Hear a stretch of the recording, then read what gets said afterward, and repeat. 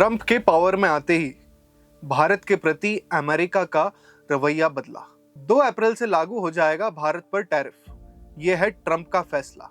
तो स्वागत है आपका हमारे YouTube चैनल AR पॉडकास्ट में। अमेरिकन प्रेसिडेंट डोनाल्ड ट्रंप ने भारत पर ज्यादा टैरिफ लगाने का आरोप लगाते हुए 2 अप्रैल से रेसिप्रोकल टैरिफ लगाने का ऐलान किया। ट्रंप ने कहा है कि भारत के ऑटोमोबाइल टैरिफ 100% से ज्यादा हैं। ये जस्टिफाइड नहीं है। ट्रंप ने अमेरिकन कॉन्फ्रेंस में अपने भाषण में 2 अप्रैल से भारत सहित 31 देशों पर टैरिफ इंप्लीमेंट करने की घोषणा की। इसमें यूरोपीय यूनियन के 28 देशों सहित साउथ कोरिया, ब्राजील शामिल है। बता दें कि ट्रंप चाइना, कनाडा और मेक्सिको पर पहले भी टैरिफ लगा चुके हैं। इनमें से चाइना और कनाडा भी अमेरिका पर जवाबी टैरिफ लगा चुके हैं। ट्रंप के टैरिफ लिस्ट में अब ब्रिक्स के 5 मूल देशों में से चाइना, भारत और ब्राजील शामिल हो गए हैं।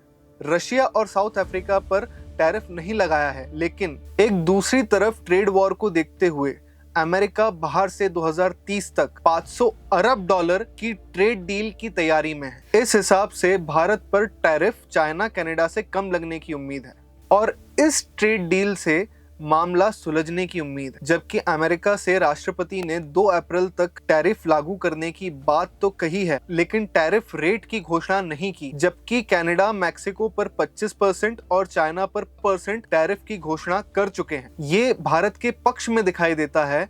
Bharat at present American products पर ऑन एन एवरेज 9% टैरिफ लगाता है, यानी ट्रंप भारत पर 9% से अधिक रेसिप्रोकल टैरिफ नहीं लगा सकेंगे। पीएम नरेंद्र मोदी का अमेरिका टूर के दौरान दोनों देशों के बीच 2030 तक $500 अरब यानी 44 लाख करोड़ रुपए की ट्रेड डील भी हुई है, जो सितंबर 2025 तक फाइनल हो जाएगी। दूसरी तरफ देखें तो कनाडा के पीएम जस्टिन ट्रूडो ने कनाडा की पब्लिक से अपील की है कि वो अमेरिकन प्रोडक्ट्स को बायकॉट करें। साथ ही कहा है कि कनाडा के लोग अमेरिका के फ्लोरिडा बीच पर छुट्टियां मनाने नहीं जाएं। एक रिसर्च प्रयोग के अनुसार ट्रंप भारत पर टैरिफ को लेकर अड़े रहे तो भारत को अमेरिका के साथ 61,000 करोड़ यानी $7 अरब के नुकसान होने का अनुमान है। मेरे पर्सनल पॉइंट ऑफ व्यू से मुझे ऐसा लगता है कि इस डिसीजन के पीछे कोई बड़े बिजनेस टाइकून का हाथ है। तो ऐसे ही रोचक जानकारी के लिए बने रहें हमारे चैनल AR पॉडकास्ट के साथ।